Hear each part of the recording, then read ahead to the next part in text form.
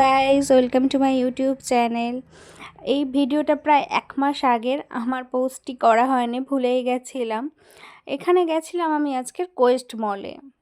সেদিনকে দেখাচ্ছিল সিনেমা।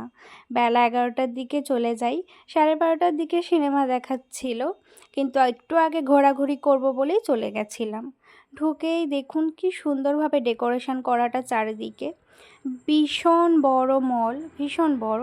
প্রথমেই ঢুকে চলে গেছিলাম স্পেন্সার্সে, কারণ খুবই খিদে পাচ্ছিল, কিছু একটা খেতে হবে। এখানে স্পেন্সারটা ভীষণই বড় ছিল। এখানে বাইরের প্রোডাক্ট, বিদেশি প্রোডাক্ট সব কিছু পাওয়া যায়, সব কিছু আপনি যা চাইবেন। ব্রেড, ফ্রেশ ব্রেড, মাফিন থেকে শুরু করে বেগলস থেকে শুরু করে সব কিছু এখানে অ্যাভেলেবেল আছে।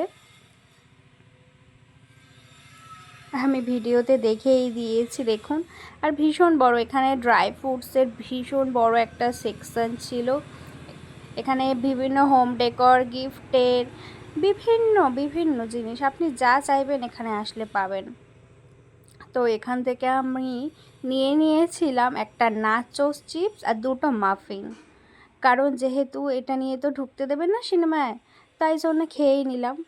নাচোসটা খেতে বেশ ভালোই ছিল, আর মাফিনটা নিয়েছিল ভীষণ টেস্টি, 60 টাকা নিয়েছিল, বাট খেতে দারুণ ছিল। এখানে আমরা ফুড কোর্টে বসে বসে খাচ্ছিলাম। যদিও একটা কাণ্ড হয়েছিল, কিছুক্ষণ পরেই সিকিউরিটি এসে বলেছিল যে এখানে খাওয়া যাবে না, তাই উঠে যেতে হয়েছিল সঙ্গে সঙ্গে।